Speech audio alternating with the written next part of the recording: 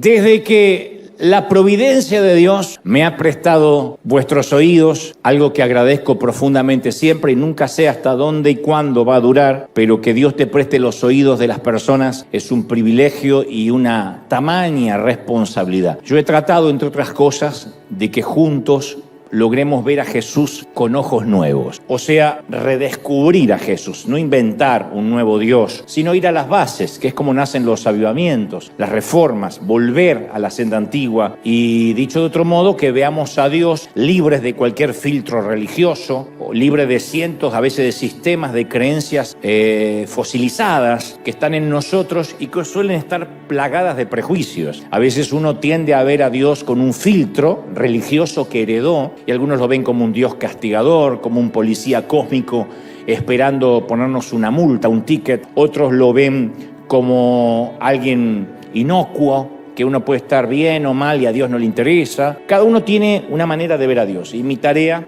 entre otras, ha sido liberar la cautividad mental. Y entre la cautividad es ese filtro que no nos deja ver a Dios como es. Un ejemplo de esto, que yo suelo repetir mucho, es que durante muchos años, por ejemplo, hasta hemos creído, dicho sea de paso por el video que acaba de pasar, que Jesús hablaba y habla con acento catalán, como el nativo de un país vasco, ¿no? O como si hubiese nacido en Andorra o en la vieja Cataluña. Creemos que si Jesús hablara hoy diría: pues vosotros sois la sal. Os lo digo para que os regocijéis y os alegréis. ¿Me habéis oído, tíos? Vais a flipar con esta bienaventuranza que está de la hostia.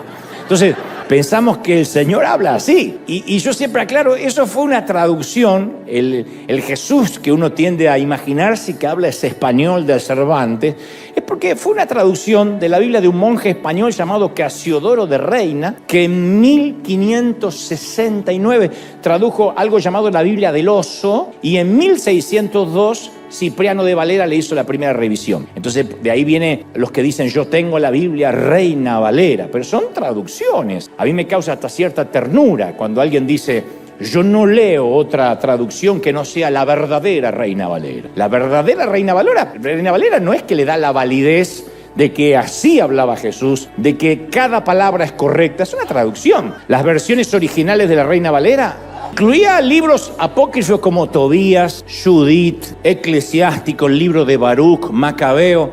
Eso estaba en la Biblia anteriormente, en la primera traducción de Reina Valera, que recién en 1862 fueron retirados por otro anglicano español de Córdoba, España, Lorenzo Pedrosa. Todo este dato es para decir que durante los 1000 años de su composición, casi todo el Antiguo Testamento fue escrito en hebreo, no en ese español que uno lo lee actualmente. Y el Nuevo Testamento fue escrito en griego. Y el lenguaje que utilizaba el Señor para hablar ni era ni el hebreo ni el griego, era el arameo, que era la lengua vernácula del Nuevo Testamento. Y muchos que desconocemos esto, copiamos torpemente los modismos del español antiguo porque decimos: así hablaba el Señor. Hasta las profecías en mi iglesia se entregaban en el español de Cervantes. Os digo, mi iglesia, así, le agarraba el ataque del Quijote de la Mancha y daba la profecía. Y eso es porque muchos tenemos un filtro y no conocemos la identidad de Dios. Entonces hacemos un Jesús a nuestra imagen y semejanza. Afortunadamente Dios no hace de su identidad un secreto cósmico a develar, un acertijo enigmático, esotérico. No, Dios muestra su naturaleza en el libro llamado la Biblia. Y cuando leemos este libro, no para copiar viejas frases españolas, sino para que nos revele su identidad a través del Espíritu Santo, es cuando experimentamos una revolución en nuestra vida diaria. Como lo definió un famoso teólogo, él dijo: la Biblia es un libro que primordialmente revela el carácter de Dios. Si uno quiere saber cómo es Dios, tiene que leer las Escrituras. Y la segunda instancia es un libro de principios, de jurisprudencia, de leyes que aún permanecen vigentes para nosotros. Ahora bien, las leyes, yo una vez lo expliqué y bien vale aclararlo, las leyes pueden definirse de dos maneras. Las leyes gubernamentales, que son mandatos ejecutados por las autoridades judiciales de la tierra, que si los quebrantamos tenemos consecuencias. Esas son las leyes gubernamentales. Si pasamos un semáforo en rojo, obtenemos una multa. Si se nos adelanta un chinito y lo queremos pasar, obtenemos un choque y una multa. Si robamos, vamos a la cárcel. Existen en el ámbito espiritual y en el ámbito natural. A esas leyes gubernamentales en las Escrituras se les llaman mandamientos. Hay un decálogo, hay otra serie de mandamientos y que cuando los quebrantamos se llama pecado. Y el pecado activa la muerte. no hay esperanza. Luego están las leyes irrefutables. No te pierdas esto porque de aquí viene el resto del mensaje. Están las leyes irrefutables de la naturaleza, leyes que no pueden ser alteradas, como la siembra y la cosecha, las leyes de la física, las leyes de las matemáticas que están dentro de esa categoría. Leyes irrefutables. El Congreso puede aprobar que 2 más 2 es 5, pero no es así. Nunca va a poder cambiar una ley matemática. Ni siquiera el dictador más hegemónico va a decir 2 más 2 es 5. Le van a decir es un presidente burro, pero no va a cambiar la matemática.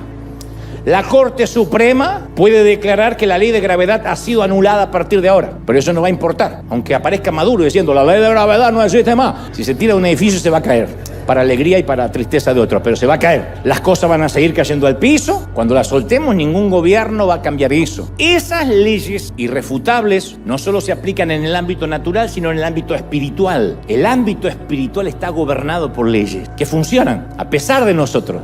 Las creamos o no las creamos. Es más, son leyes, las leyes espirituales son leyes más exactas que las leyes naturales o las físicas. Entonces Dios estableció el mundo físico basado en el mundo espiritual. Y diré esto otra vez, hay cosas que se basan en leyes o principios espirituales por los que ni siquiera hace falta orar al respecto, van a pasar. El sol sale para todos, el que no siembra no cosecha.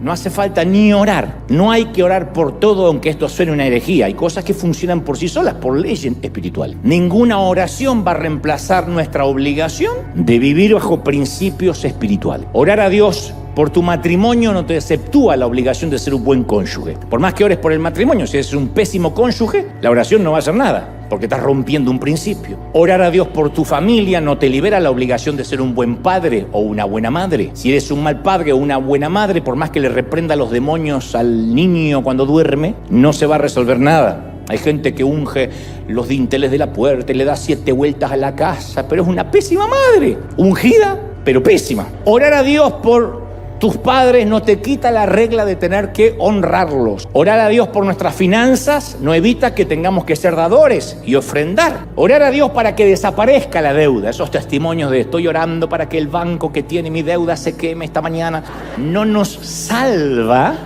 del principio que no le debas a nadie nada. Son leyes. Orar a Dios por una buena cosecha no nos libra de la obligación de sembrar primero. Yo conozco mucha gente que confiesa, decreta, declara, pero nunca sembró. ¿Y de dónde Dios va a sacar una cosecha si nunca sembró? No es por decirlo, es por hacer. Entonces, en esta línea de pensamiento hay un principio o una ley espiritual de la cual se habla muy poco, pero que en mi caso me ha tocado vivirla muchas veces en carne propia, y por no conocerla de antemano la sufrí. Hubiese dado lo que sea porque un predicador, aunque sea torpemente, me hubiese dado algunas pautas como yo te voy a tratar de dar hoy. Yo lo sufrí en carne propia porque es un principio que yo desconocía. Hasta tanto ingresar al ministerio yo no sabía cómo funcionaba esta ley espiritual. La ley espiritual a la que podríamos llamar el anatema escondido, en palabras más simples, la maldición oculta, en palabras más sencillas, el campamento envenenado. Es algo que yo desconocía de verdad. No sabía el poder que tiene un campamento envenenado para detener una vida,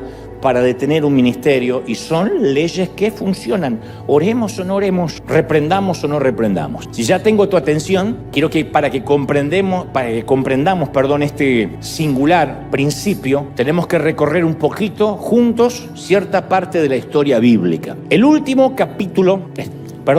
versículo del capítulo 6 de Josué, el último versículo del capítulo 6 del libro de Josué, termina con una frase épica que resume la vida de Josué hasta el momento, hasta esa fecha, y también resume la proeza militar del ejército de Israel. Uno va al capítulo 6 del libro de Josué, va hasta el último versículo, que es el 26, y entonces, que es el 17, y entonces cuando llega al versículo 17 del capítulo 6 va a descubrir que dice: y estaba pues Jehová con Josué, y su nombre se divulgó por toda la tierra. Tan solo con ese versículo uno puede imaginarse cómo era la vida de Josué. Para los que no saben, fue el quien heredó el manto de Moisés, quien estuvo a cargo de la conquista de Jericó, el segundo a bordo de Moisés y quien luego toma la posta, la antorcha. Dios dice, Dios estaba con él, Dios estaba con Josué y tenía el favor de los hombres, su fama se extendió por todo el mundo conocido de la época. Josué y su ejército habían arrasado con los enemigos. Los hebreos que seguían a Josué estaban envalentonados porque donde iban tenían victoria. Ganaban batallas que se presentaban, ganaban, eran los campeones indiscutidos, algo así como la selección argentina, donde que no vayamos a perder porque ya no vengo el domingo que viene.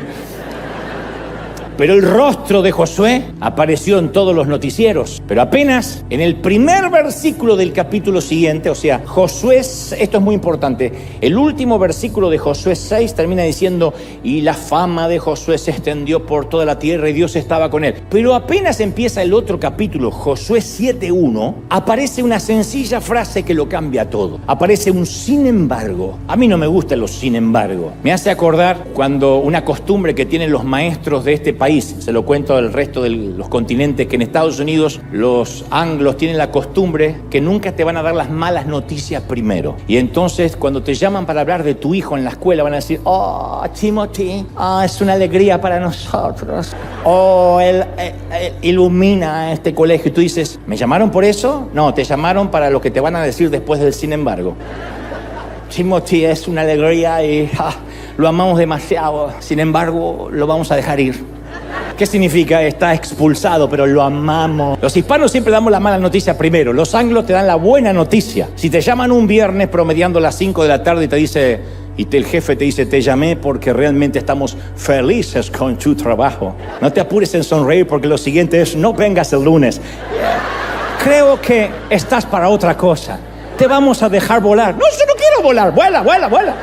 Pero ¿por qué? Security, please. A mí no me gustan los sin embargo. Sin embargo, en el capítulo 7, el versículo 1, aparece un sin embargo en la vida de Josué. Sin embargo, Israel desobedeció las instrucciones sobre lo que debía ser apartado para el Señor. Dice el primer versículo del capítulo 7. Dice que un hombre llamado Acán había robado alguna de las cosas consagradas para el Señor y Dios estaba muy enojado con los israelitas. Nota este detalle: el que robó fue Acán y Dios se enojó con todos los israelitas. Un solo tipo robó y Dios estaba enojado con todo el ejército. Detalle que no es menor. En primera instancia no hemos oído hablar mucho de Acán. Solemos enfocarnos en historias bíblicas más felices. Nos encanta la conversión de Saulo, el llamado de Samuel, la unción de David, pero no hablamos mucho acerca de la corrupción de Acán. De hecho, Acán no es un personaje mencionado en ninguna de las escuelas dominicales cuando niños. No obstante, resiste todas las traducciones,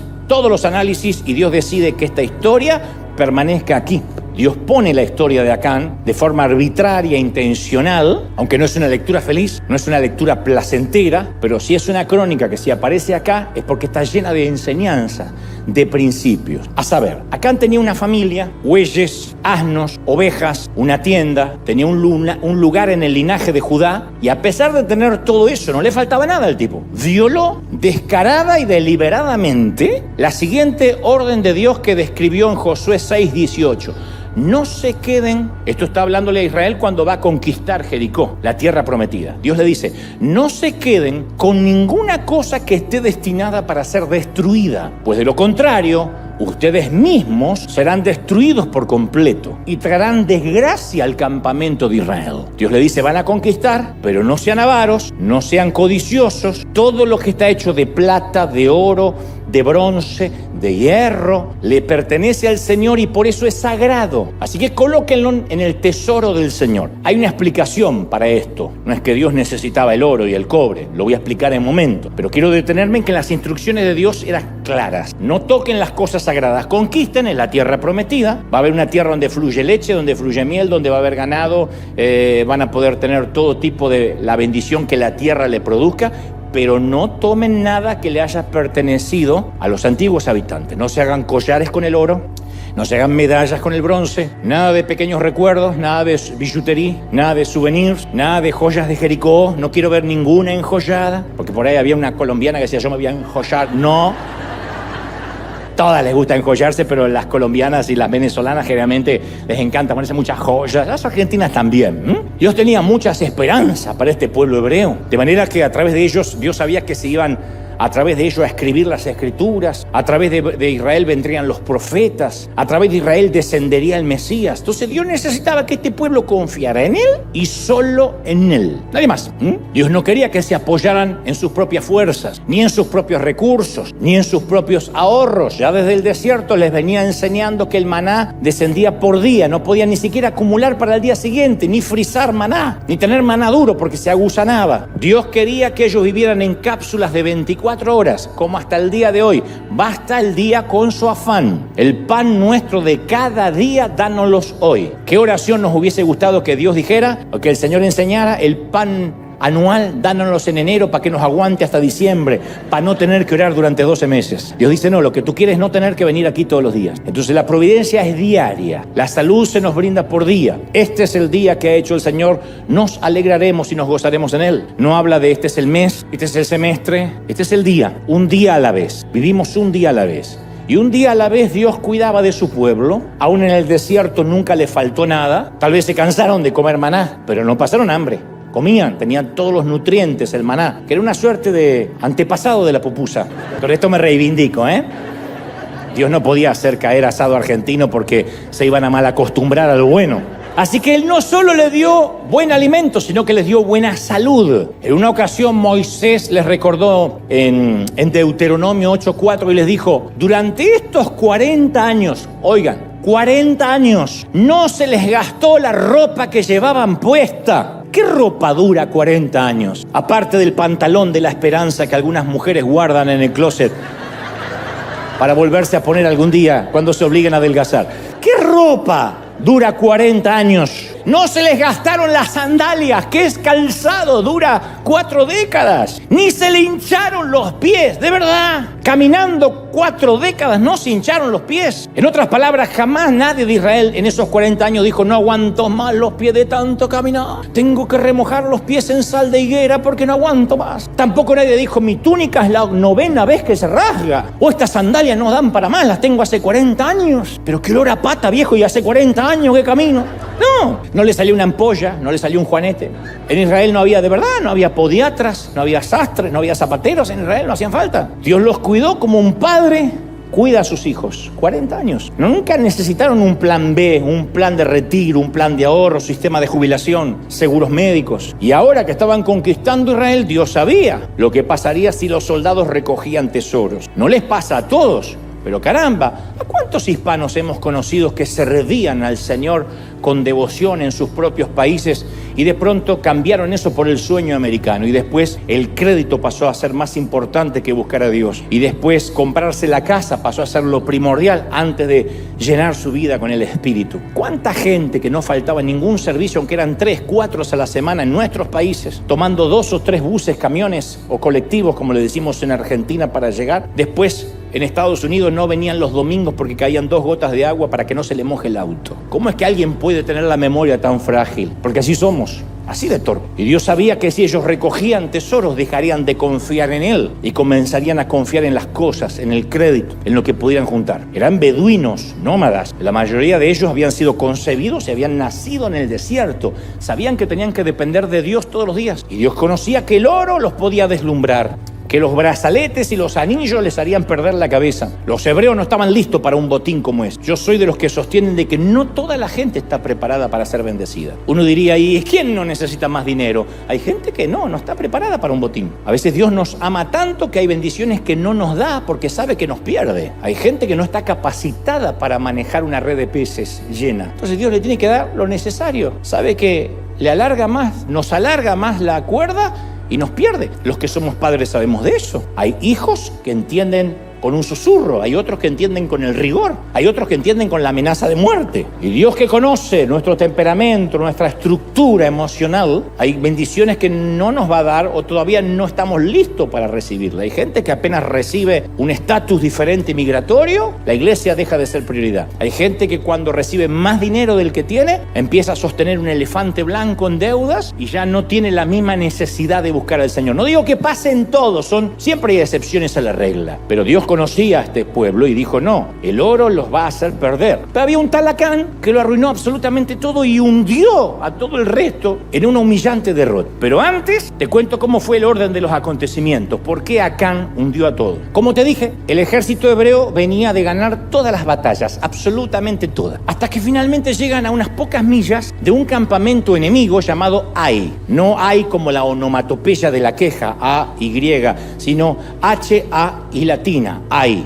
Josué, tal como venían haciendo con otros asentamientos militares, ordena a sus oficiales que ataquen de inmediato. Mira el mapa y dice, Ai es un pequeño asentamiento militar, hay que liquidarlo. Vamos rumbo a Jericó y hay que terminar con esto. Asumió que como toda esa aldea tenía un promedio de 12.000 habitantes, iban a ser pan comido. Josué tenía esa cantidad de hombres promedio, 12.000 soldados en su ronda nocturna. Los que quedaban haciendo guardia eran 12.000. Así que vencer a un ejército de 12.000, pan comido. De modo que envió un batallón reducido, 3.000 soldados. Agarró a los suplentes y dijo, no, nosotros vamos a descansar y vayan estos 3.000. Los titulares se quedan a descansar y mandó a los suplentes, casi como cuando Brasil va a la Copa América que pone a los suplentes y gana. Pero a Josué le esperaba una amarga sorpresa, porque el pueblo pequeño de Ai los liquidó de un solo mordisco. Josué 7:4 lo relata así, dice, los hombres de Ai persiguieron a los israelitas desde la puerta de la ciudad hasta las canteras y mataron a 36 israelitas que iban en retirada para la ladera. Y los israelitas quedaron paralizados de miedo. Y ante esto, la valentía se les desvaneció. La división de Josué regresaron a casa desalentados, desgreñados, lamiendo sus propias heridas. ¡Los liquidaron! Los valientes de Josué se escondieron debajo de las mantas, temblaron de miedo y la Biblia lo describe así. Se les desvaneció su valentía. Se les derritió su valentía. Y aquí es cuando Josué se les desmorona todo. Venía ganando todas las batallas y pierden con un pueblito llamado Ai. Venía de una racha de victoria, de milagro, totalmente invicto. Y acá nuestro héroe sufre una crisis, la misma que sufrimos todos cuando de repente y sin ninguna razón aparente las cosas nos empiezan a salir mal. A ver, pero no paulatinamente como a veces sucede, sino cuando todo viene bien y hace... Y un llamado telefónico te cambia la gente. Una carta, un email, un mensaje de texto, una carta del IRS, la suegra tocando el timbre, lo que sea.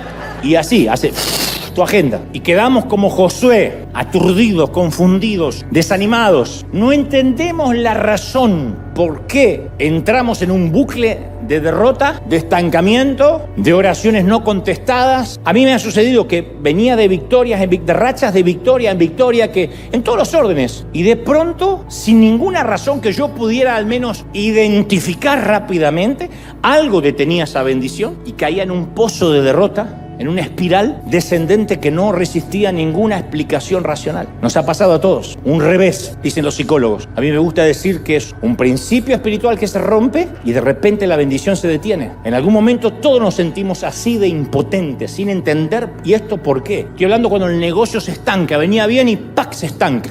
Y no es por la economía, no es por los demócratas, por los republicanos, es porque se estanca. Pastores que dicen, no sé ¿por qué? Pero la iglesia dejó de crecer de un domingo a otro. ¡Pac! Se acabaron, la gente pugnando por entrar. No sé qué pasó. El que tiene un negocio dice, me desaparecieron los clientes. El que estaba bien de salud dice, la salud se me quebró una vez y se me quebró otra vez. Y ahora parece que entré en un bucle de enfermedad que no puedo salir. Y fundamentalmente la paz se nos esfuma. Nos levantamos con una ansiedad constante que no se va. Y yo siento que hoy, aquí y en casa, hay mucha gente que está exactamente en esa misma situación, que tu vida cambió drásticamente sin sentido. Y por alguna razón que no puedes explicar, tú puedes recordar exactamente desde qué fecha, desde qué día calendario, tu vida, tu ministerio, tu familia, tu matrimonio, tu relación con tus hijos se estancó. Y a partir de esa fecha fue una espiral descendente, un bucle. Y sientes que de algún modo estás bajo cierta maldición. Yo no soy propenso a creer que el demonio, que Satanás tiene más poder que Dios y que a veces gana Dios y a veces gana Satanás, porque esto no es un Real Madrid-Barça. No es que a veces gana uno y a veces gana el otro. Dios venció a Satanás en la cruz del Calvario. Está vencido. ¿Es así o no? Pero hay principios que uno rompe que no tienen nada que ver directamente Dios ni directamente el diablo. Yo dejo de sembrar, soy un egoísta, empiezo a ganar más dinero y dejo de diezmar, dejo de ofrendar. Mi bendición se va a estancar. Y por más que yo reprenda, diga Satanás se levantó, el diablo está enojado, yo no tengo nada que ver, que me echa la culpa a mí. Yo estoy ocupado allá con Putin y con... ¿Qué me echa la culpa a mí? No, pero el Satanás, no, déjate de sembrar, es tu problema. Es como aquel que se va a la finca y maldice la tierra porque no nace nada y el hijo dice, pero papá, ¿sembraste algo? No, ¿y cómo va a salir?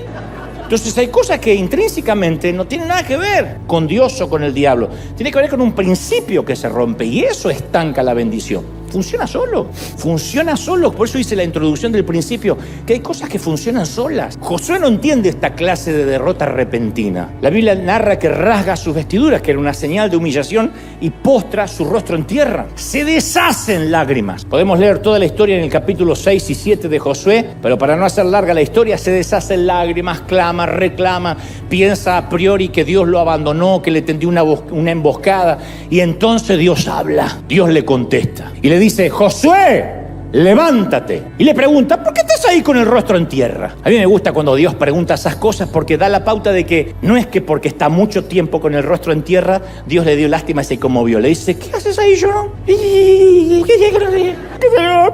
haces con el rostro en tierra? No le dice, qué bueno que te humillaste. Ese no era el propósito de Dios. Cuando la bendición a veces se detiene en nuestra vida, el propósito no suele ser, ay, es que Dios me está llamando que ayune. A veces no es que Dios quiere que ayunes más. Algunos se meten a ayunar para que el negocio prospere y dice, ¿qué haces? Aguantándote la gana de comer. Comete una torta de jamón, chavo. Cométela.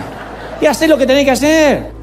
Pero a veces entendemos que Dios nos llama a orar necesariamente, y no, necesariamente no siempre. Dios le dice a Josué, ¿por qué estás con el rostro en tierra, cabezón? Israel ha pecado, ha roto mi pacto. Puedes quedarte 3 meses llorando y no va a pasar nada. Robaron lo que les ordené que apartaran para mí. Capisci, le salió la tanada a Dios. Y no solo robaron, sino que además mintieron y escondieron esos objetos robados entre sus pertenencias. Por esa razón tu ejército huye derrotado de los enemigos. Fíjate el efecto colateral de un tipo. Todo el ejército perdió la batalla, 36 hombres perdieron la vida en la retirada. El general, el comandante Josué llorando por un tipo corrupto. No era que el pueblo de Ai era un ejército formidable, sino que el campamento hebreo estaba envenenado. Dios le dijo a Josué que si quería volver a tener victoria en la batalla, tenía que encontrar rápido a la manzana podrida. O encuentras a la manzana podrida, o las victorias en la batalla va a ser un simple recuerdo. Y este es el principio del cual te dije que se habla muy poco, pero que es vigente. Si está en las Escrituras, los principios siempre funcionan. El anatema, la maldición, hace que todo el campamento esté bajo la misma maldición. Es un principio duro de comprender, yo sé, porque nunca pensamos que una sola persona en desobediencia puede afectar, por ejemplo, a todo un ejército. Es lo que yo te dije que yo aprendí por las malas, yo no sabía que eso pasaba. Yo podría decirte los días exactos en mi calendario en los que tuve que eyectar con dolor ciertas manzanas de mi entorno, y al hacerlo inmediatamente, Dios no me deja exagerar una sola tilde ni una sola jota, al eyectar esa manzana fue como si encendiera el interruptor de luz. La iglesia comenzó a crecer explosivamente, logramos comprar algo que no podíamos comprar, se liberó algo que estaba trabado por años, y yo decía, no era cuestión de orar más, no era cuestión de reprender, era cuestión de tomar una decisión de confrontar algo que estaba en desobediencia. Yo recuerdo cuando hace años no podíamos comprar este edificio y nos dijeron no era que estábamos luchando, no, este edificio se va a demoler, el Arena se iba a demoler, aquí querían hacer un shopping, un mall. La ciudad dijo no está en venta, esto se demuele. Y recuerdo estacionar aquí enfrente, quedarme en el auto y orar con lágrimas diciendo, Señor, yo no entiendo por qué teniendo este maravilloso Arena, permite que lo demuelan. Y nosotros andamos dando vuelta de hotel en hotel, porque para los que no saben la historia, estuvimos 3 años sin casa, yendo al Hilton, al Marriott, al Ossifair, a las plazas. Y yo le decía, Señor, no puedo entender, ¿por qué no nos das esta casa? Y está. No, yo sé que no tenemos historia crediticia, no tenemos dinero ahorrado, pero yo confío en un Dios que no está sujeto a una planilla Excel, a un Dios que no está sujeto a presupuesto, a un Dios que es más grande. ¿Alguien lo cree, sí o no? Y Dios diciéndome, no lo voy a hacer hasta tanto quites del riñón de tu equipo a quienes están saboteando la visión. El campamento está envenenado y no puedo bendecir. Obviamente no está hablando de la congregación, este es un hospital. Aquí hay de los que están en terapia intensiva, de los que necesitan una aspirina, de los que necesitan transfusión de sangre, diálisis en términos metafóricos. Es una iglesia para gente rota. Estoy hablando del equipo, estoy hablando de los que trabajan en el liderazgo, en el ministerio. Y en aquel entonces, hablo de muchos años atrás, yo tenía en mi entorno a personas que hacían hoyos en el propio bote en el cual navegábamos. No importa si ellos se hundían, estaban felices si yo me hundía también, porque uno cree que los que hacen hoyos están en otro bote. No, a veces va alguien en tu bote y hace ¡Carajo, qué feliz! Y tenía personas que cuando las cosas se complicaban, yo podía notar que de alguna forma lo saboreaban. Como si dijeran, ¿ves? No tienes tanto favor favor de Dios como dices tener. Literalmente, yo decía, no tenemos dónde congregarnos el domingo que viene, ¿qué vamos a hacer? Y gente que estaba a mi entorno me decía, ¿ves? ¿Ves? ¿Ves? Pero Sonso, si estás conmigo, está en el mismo Titanic y está celebrando. Y lo mismo sucedió hace poco tiempo atrás, cuando el crecimiento y las finanzas se volvieron a estancar en River. Y yo cuento esto no con resentimiento, ni mucho menos, sino yo sé que va a liberar a muchos pastores, a muchos líderes que me están viendo de otras partes del mundo, que Dios les dice lo que me dijo a mí: revisa tu entorno, hay veneno en el campamento. A veces el veneno viene en forma de chisme, a veces viene en forma de disensión. Te cuento esto para que estés orando. Tengo esta carga por el pastor. Ay, cuéntame, cuentas. Y siempre... Espero que no aplaudan porque reconozcan el ruidito. Y siempre que tengamos una visión, habrá gente que se pegue a nosotros. Cuando tienes un sueño, una visión, habrá gente que se te pegue. Yo he aprendido ya con más dolor que la vida espiritual es como el juego de ajedrez. En el ajedrez no se habla, nunca. Jamás un jugador anticipa la próxima jugada, nunca. Porque estás anticipando lo que vas a hacer y el otro te va a ganar. Si han visto partidas de ajedrez, ambos están en silencio. La única vez que se habla es para decir jaque mate. Entonces, a veces yo aprendí con dolor que hay que comprar en silencio, ahorrar en silencio, comprar en silencio y luego inaugurar la casa públicamente cuando ya no hay vuelta atrás. Y esto va para todos. Tienes que enamorarte en silencio, ponerte de novio en silencio y hacer una gran celebración de bodas para que todos se enteren de que ya decidiste. Yo aprendí a hacer las cosas en silencio y cuando hablo es porque digo jaque mate. No cuentes tus sueños, no reveles tus sueños. Porque cuando cuentas lo que vas a hacer, van a odiar tu túnica de colores y te van a arrojar en una cisterna y te van a vender como esclavo. La mayoría del dolor que yo he pasado fue por contar, porque yo siempre muy jetón.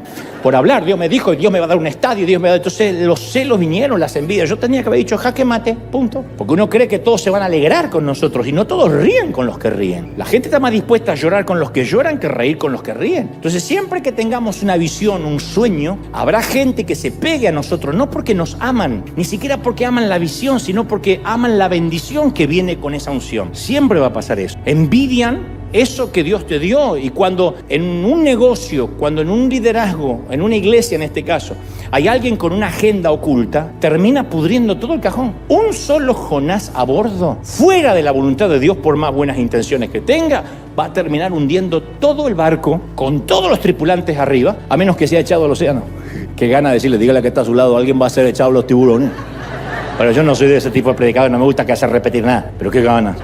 Pero como te digo siempre, hay mucha gente que está cerca de la cruz y lejos de Cristo. Hay gente que está cerca nuestro, no porque nos ama, sino porque ama lo que representamos. Hay gente que está contigo porque ama lo que representas, ama lo que tienes. No está mal. Hay gente que se va a pegar porque les conviene. La vida es una negociación. El Señor dijo, negociad entre tanto que vengo. Todo es una negociación. Una amistad es una negociación. No hay dinero involucrado, pero tú brindas una amistad y quieres que haya reciprocidad. Una pareja es una negociación. Los padres negocian con los hijos negocian con los padres. Tu hijo te ama, sí, pero también necesita algo de sus padres. Y los padres necesitamos algo de sus hijos, de nuestros hijos. Afecto, recibimiento, cariño. Nadie se sienta en una mesa simplemente porque sí. Algo está en negociación. Puede ser la amistad, puede ser el cariño o dinero, pero algo se está negociando. Y eso no está mal. El tema es cuando hay gente que no logra amarnos, sino que ama lo que representamos. Y como Giesi, aquel siervo de Eliseo, están con nosotros por lo que pueden conseguir por la unción. Dinero, contacto, fama, prestigio, no sé, seguidores. A veces la codicia y el orgullo pueden más que querer sentarse a los pies de alguien para aprender. Hay gente que ha estado al lado de hombres como Billy Graham, Rainer Bunke, no sé, Catherine Coleman, y no han aprendido nada. Te dice, ¿de verdad? No, porque tenían otra agenda. Querían ver qué podían sacar. Y uno dice, yo hubiese tenido ese privilegio, hubiese estado horas sentado hablando, aprendiendo, y cómo pastor haría con esto, y cómo enfrenta las críticas. Y sin embargo hay gente que está al lado y pasan como ciegos. Porque los celos es cuando alguien quiere lo que el otro tiene. Y hasta cierto punto el celo es... No lo justifico, pero hasta cierto punto es más entendible. El celo es quiero lo que tú tienes, pero la envidia no es cuando yo quiero lo que tú tienes, sino que no quiero que tú lo tengas. El celo es quiero lo que tú tienes, la envidia es Yo no lo quiero, pero quiero que tú tampoco. No es que quieras lo que tienes, solo quiero que tú tampoco lo tengas. Como dijo alguien, la envidia es como la mujer que ronca, más vale despertarla que sentirla. Llévense en este versículo. Envidia es el deseo sumado al resentimiento porque yo no lo tengo. La envidia persigue disminuir a quien yo envidio. Por eso hay tanta gente atacando a hombres de Dios en las redes, haciendo videitos de YouTube, porque no puede ser que Dios lo bendiga tanto. Yo quiero que caiga. Yo sabía que tenía algo oculto. Hay gente que se regocija, no puede alcanzar esos niveles, vuela bajito, y las mentes pequeñas lo que quieren que las mentes grandes claudiquen. Y por su naturaleza la envidia nunca se apacigua, nunca. Complacer la envidia es como querer calmar la sed con agua salada. Yo he tenido gente que he notado que tenía envidia y dije, si le doy esto y si le doy lo otro y si le estaba pagando y si le aumento el salario y si le doy tal oportunidad, se va a sentir bien. No, nunca. La envidia nunca se apacigua. Nunca. El que va, yo aprendí hace mucho en un seminario de negocios, que hay gente que va por el cobre y hay gente que va por el bronce. El cobre tipifica el dinero. El que dice, yo estoy por esto por dinero, ese es fácil de complacer. ¿Cuánto quieres ganar? Tanto. A lo sumo querrá ganar un poco más. Pero el que va por el bronce, que tipifica el reconocimiento, el bronce nunca termina de complacer a nadie. Le puedes hacer una estatua y va a querer una más grande. Le haces 2 estatuas y va a querer una tercera estatua. El bronce nace en la envidia y eso no se puede complacer. Pero te digo algo que aprendí con cierto dolor, algo más. Cuando a lo largo de mi vida, no solo en la iglesia, en los negocios, yo he tenido muchos negocios, compañías en Argentina, de multimedia, de canales de televisión o lo que sea. Cuando Dios me ha mostrado que alguien estaba ocasionando la derrota en mi vida, yo he perdido muchísimo tiempo, y espero que no lo hagas, yo he perdido cobardemente muchísimo tiempo orando que Dios lo quitara de mi lado. Ok, esta persona está mal, voy a orar, Señor, quítala, Señor, que le agarre un infarto, que no venga más, que no se pueda levantar más, que decida mudarse, Señor, que me diga que va a renunciar. Hasta que entendí que esa no es tarea de Dios. Cuando Dios le dice, Josué, hay veneno en el campamento, Josué no dice, bueno, entonces tú eres Dios, quítalo, mátalo. Manda un ángel y liquídalo. Es el camino más fácil esperar que Dios lo haga. Pero Dios nunca va a hacer ese trabajo por nosotros. Esto va para los que tienen negocios y saben que el negocio se les estancó y saben por qué se les estancó. Voy a decir algo que no va a sonar simpático. ¿Sabe cuándo es el momento de despedir a alguien? Cuando lo consideras la primera vez. Cuando dices, si podría pegar una patada, eso ya no cambia. No es que en 3 meses va a decir, me arrepentí de querer darle una patada. Cuando lo sientes, cuando lo consideras, cuando el corazón te dice, no es que lo estás echando del cielo, no estamos hablando de salvación, hablamos de trabajo, empleo. Cuando uno considera, esta persona, la verdad que eso no va a cambiar, a partir de ahí es un bucle. Así como hay gente que uno nunca consideraría que se vaya de nuestro lado. Ni se le ocurre. Hay gente que lo piensa a diario. Y ahí no hay que orar, Señor, quítalo, Señor, que no venga más, Señor Jesús, que les hagan los papeles en Burkina Faso. No va a pasar eso. Somos nosotros que vamos a tener que remover a ese empleado vago, a ese servidor que siembra el chisme, a ese socio que nos está robando. Dios no va a matar al socio, Dios no va a transformar su vida, no se va a arrepentir necesariamente. Somos nosotros que tenemos que remover a ese líder con doble agenda, a ese noviazgo tóxico, a esa pareja tóxica, a ese amigo que siempre pide y nunca ofrece. Dios nos dirá lo mismo que a Josué: ve con mi orden de allanamiento y confronta y descubre tú dónde está el veneno. La orden de allanamiento ha sido dada, vamos nosotros a hacer la redada. ¿Estamos recibiendo esta palabra, sí o no? Así que por instrucción de Dios, Josué hace un allanamiento, una inspección, de tribu en tribu, de familia en familia, de hombre a hombre, hasta que Acán confiesa. Los tesoros estaban escondidos bajo su tienda. Acán dijo, es cierto, yo pequé contra el Señor, pequé contra el Dios de Israel, vi el botín, vi un hermoso manto de Babilonia, 200 monedas de plata, una barra de oro que pesaba más de medio kilo, y lo deseaba tanto que lo tomé. Está todo enterrado debajo de mi tienda, de mi carpa. La plata la enterré aún más profundo que el resto de las cosas. A mí no me es difícil recrear la caída de Acán. Él caminó con los otros soldados por las calles de la ciudad caída, muros derrumbados, escombros por todas partes, conquista completa. Todo el botín de la ciudad estaba a la vista, el oro, las monedas, la vestimenta fina. Todo el mundo vio lo mismo. Todos los demás soldados recordaron el mandato de Dios: no tomen nada, ustedes dependen de Dios. Vieron los tesoros, continuaron su camino, pero Acán pensó que nadie lo estaba viendo, redujo el paso, se quedó rezagado, miró a la derecha, a la izquierda y pensó que se merecía algo más. Después de todo, su bando había ganado la batalla. Pensó que algunos ahorros no le ofenderían a Dios, o quizá pensó en asegurarse su porvenir por si las cosas se ponían ponían feas en un futuro cercano, lejano. ¿Qué tal si Dios